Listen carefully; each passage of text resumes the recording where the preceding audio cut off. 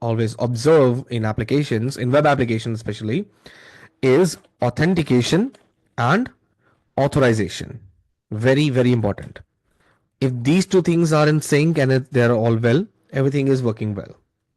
These basically ensure a secure user access to the application. But they are different, by the way. Authentication uh, is when you verify a user's identity,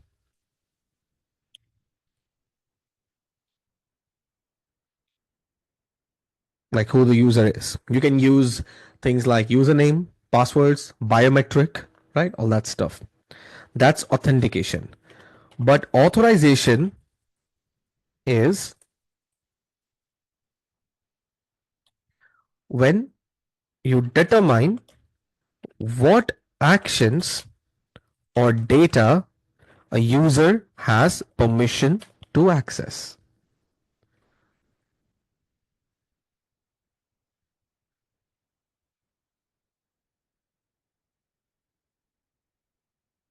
So authentication is identifying who the user is, and authorization is identifying what the user can access. There are some methods for this. There are common authentication methods that we'll now talk about. Common authentication methods.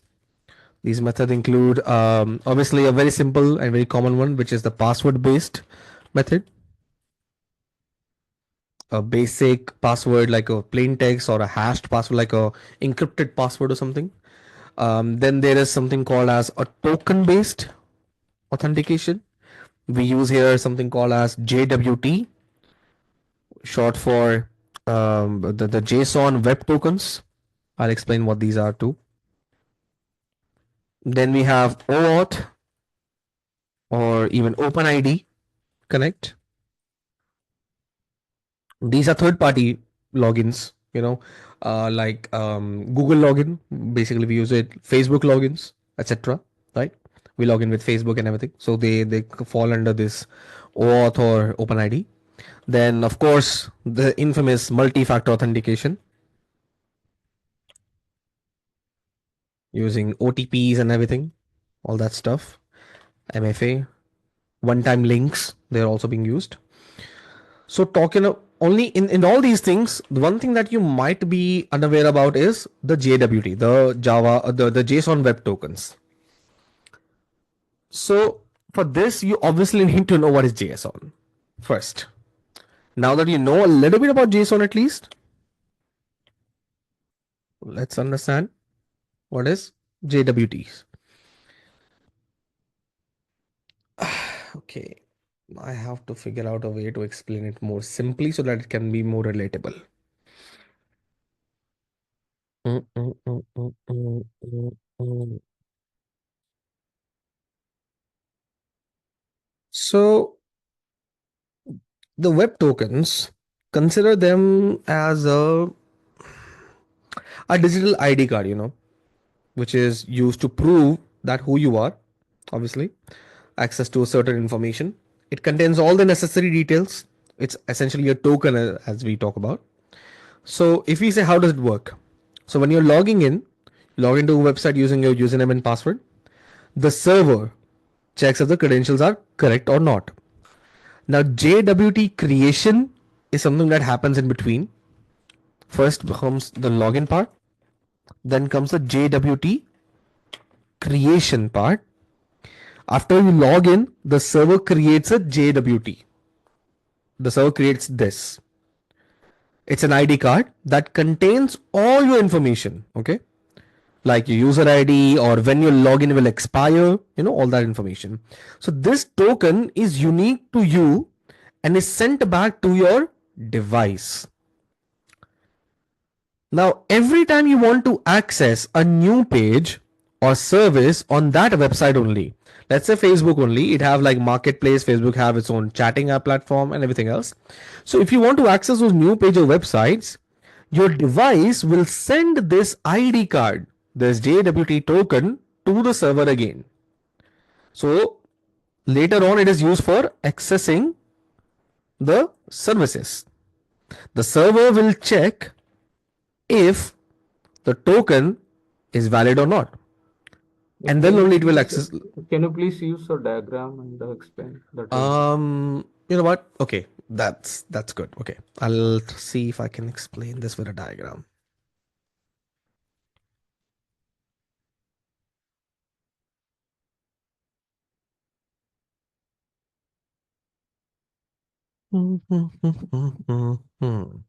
So when you're logging in, basically you log in via your username, password, general basic authentication methods, right?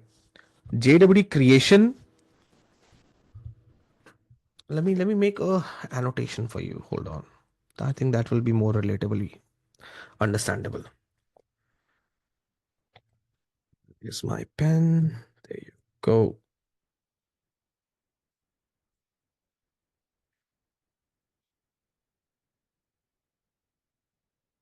Okay. Yeah.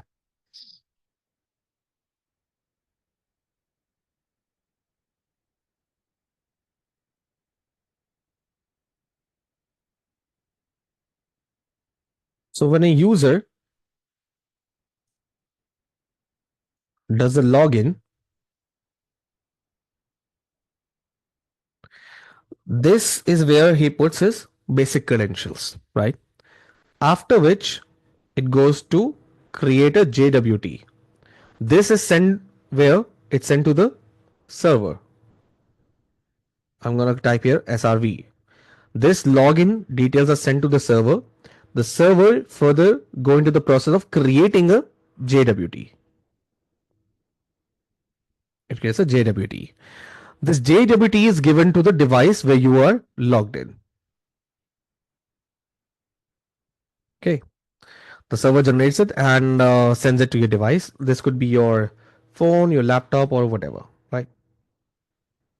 Now, this device in particular, whenever will access any other web page or any other service of that particular web page itself where you logged in initially, this JWT token will be called again and again, repeatedly, just to verify like if you're the same user or not. Get it?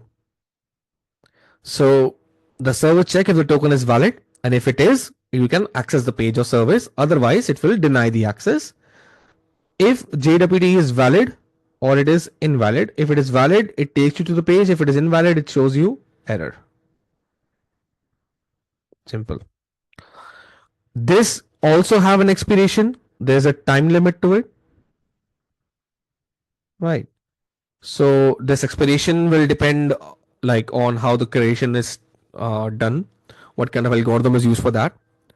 It also has one. Once a JWT is expired, you'll need to log in again. So basically, that's what JWT is essentially.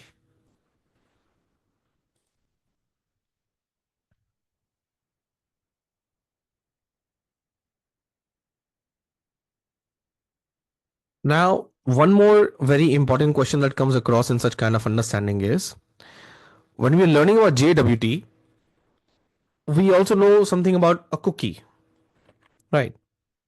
But the question should be what is the difference between a JWT and a cookie? Cookie also have expiration, it also stores your information, right? So, how is it different than a cookie? So, they are both commonly used for storing and transmitting details. Essentially, that's what they are used for. JWT, on the other hand, is more compact and it's more self contained.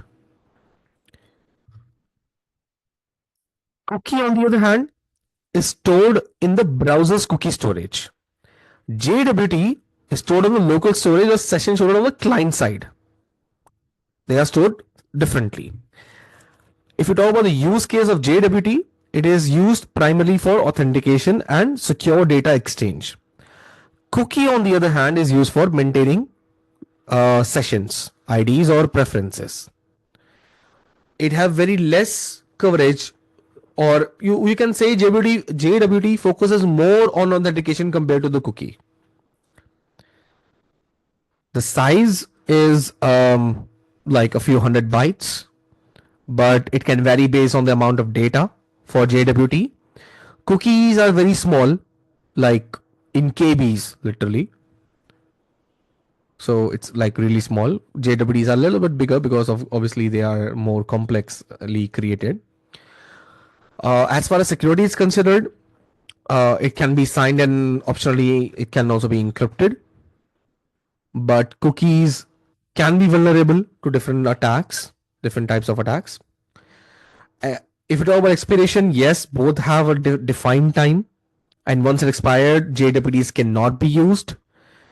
Although cookies can be manipulated to some extent for session hijacking and everything, JWTs have no such scope for that. Now, JWTs, if you talk about especially about the server interaction, JWT are not stored in the server in any format. It verifies the authenticity from the client. On the other hand, the cookies, in the case of cookies, the server often stores session information associated with the cookie, like user session data. So the server will interact with the cookie, but JWTs are just validated. No, but the details which JWT stores, I'm sorry, once what? it gets do a handshake from the server with the client of the application, I think it gets deleted or it gets expired on its own. It depends on the condition, but yes, Because it has a very less expiry time. yes, yes, it right. it, it, it will not be using at all, or it will not be live Mhm. for some time. Correct. As for cookie, I think it is live at least for 1 week, if I'm not wrong. As I said, see, it depends again. Conditional programming comes in here, but yes, in a Yeah, yeah, general case, whatever in may a be generic defined. scenario, you are correct. But yes, again, it can be defined according to the need of the developer. But yeah, there's a lot of if and buts involved, but you get the idea. I understand. Yeah. Yeah. So yes, authentication and authorization is the name of the game here. We are going to learn in tomorrow's session how these two are majorly manipulated in web applications. We'll know about a couple of tools, especially Burp Suite. We'll know how to configure it, how to use it, how the operations work. I'll show you a couple of demonstrations on how the authentication and authorization are manipulated using Burp Suite and how the bugs are actually found in web application communication. So I will request you guys not to waste time tomorrow. So what we will do is download Burp Suite on your computers. Download Firefox browser. It is essential because Burp Suite works the best with Firefox browser. So What it is the is a must. spelling? Yeah, I'm gonna tell Firefox browser Yep. and Burp Suite. Verbs. Yeah, download this in your Windows systems because it will work the best in them. We will configure these two tomorrow. Keep them downloaded because Burpsuite is a large file, so it might take time, and the configuration again will take its own time. So you can install it by yourself. I will not have a problem with that, but it will be better if you will follow the steps tomorrow because I'll be guiding you with all the necessary configurations that are required also. So yeah, these two things we'll be working with tomorrow. Just get them downloaded in your site. Firefox browser is simple. You just have to like install it like a normal browser. Nothing much to do in that. Otherwise, Burp Suite we will definitely work with tomorrow. And yeah, this is what we are going to dive a little bit more deeper into in tomorrow's session practically, and that's what we'll discuss. I will share the notes in the WhatsApp group with date as mentioned before, and of course the previous notes too. And yeah, that is it for today's session. No, try to put in drive letter also. Drive. Oh yeah, as you mentioned, like the Google Drive thing. Yeah, I'll see if I can do it today only, or I'll maybe do it tomorrow. Frankly speaking, That's I will fine. I'll Yeah. tight schedule today. But anyway, yeah, I'll look forward into it, and yes, I will share you the notes for sure on WhatsApp for the time being. And I'll see you guys tomorrow, same time, same place. Take care of yourself. Have a great week ahead. I mean, a great day ahead. I'll see you tomorrow. Cheers.